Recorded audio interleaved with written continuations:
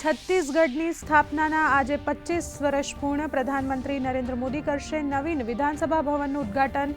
14,260 કરોડ રૂપિયાની પરિયોજનાઓની કરાવશે શરૂઆત.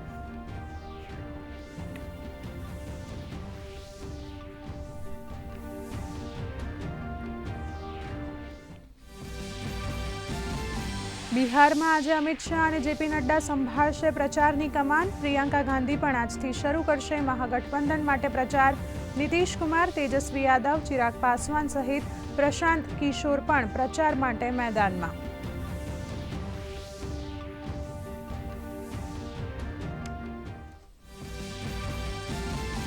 પ્રદૂષણ નિયંત્રણ માટે દિલ્હી સરકારનો મોટો નિર્ણય. માત્ર BS4 માનકવાળા કોમર્શિયલ ગુડ્સ વાહનો જ દિલ્હીમાં કરી શકશે પ્રવેશ.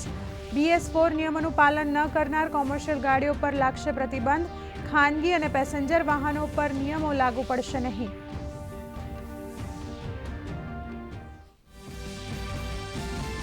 કોલાલમપુરમાં આસિયાન સંરક્ષણ મંત્રીઓની બેઠક. સંરક્ષણ મંત્રી રાજનાથસિંહે કહ્યું, સમુદ્રી સુરક્ષા ભારત આસિયાન સંબંધોનું કેન્દ્રબિંદુ. શાંતિપૂર્ણ, સ્થિર અને સમૃદ્ધ વાતાવરણ પર મૂક્યો ભાર.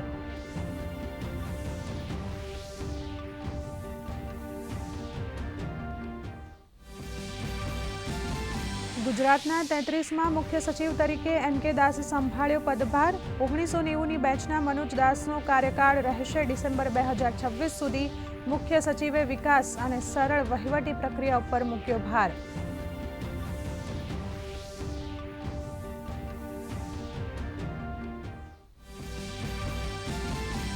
રાજ્યમાં કમોસમી વરસાદ અંગે સર્વેની કામગીરી બાબતે સરકારની સ્પષ્ટતા. કૃષિ મંત્રીએ કહ્યું, પાક નુકસાની સર્વે મામલે રાજ્ય સરકારનું જુઠ્ઠાણું અંગેના સમાચાર સત્યથી વેગળા. જિલ્લા વહીવટીતંત્રને 7 દિવસમાં સર્વે પૂર્ણ કરવાની અપાઈ છે સૂચના. ખેડૂતોને અફવાઓમાં ન આવવા અપીલ. રાજ્યમાં સર્જાયેલી કમોસમી વરસાદની પરિસ્થિતિ, સંજોગો અને વાતાવરણને ધ્યાનમાં લઈને ટેકાના ભાવે ખરીફ પાકોની ખરીદી હાલ પૂરતી મોકૂફ. ટેકાના ભાવે ખરીદીની હવે પછીની તારીખ આગામી સમયમાં સત્તાવાર રીતે કરવામાં આવશે જાહેર.